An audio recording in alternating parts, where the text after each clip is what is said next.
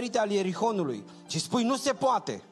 Poate te uiți în spatele tău și vezi o armată după tine și te uiți în față, vrei să înaintezi și vezi o mare peste care nu poți trece.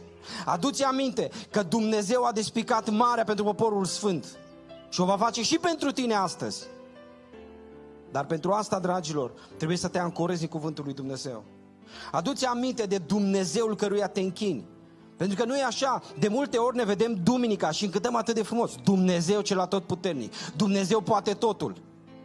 E Cel care vindecă bolnavii, Dumnezeu e Cel care lasă liberare, Dumnezeu e Cel care poate să intervină în orice situație. Și tu când te afli într-o astfel de situație, stai și te uiți unde mi-e credința. Și te uiți undeva în cămară, că undeva pusă pe o raft.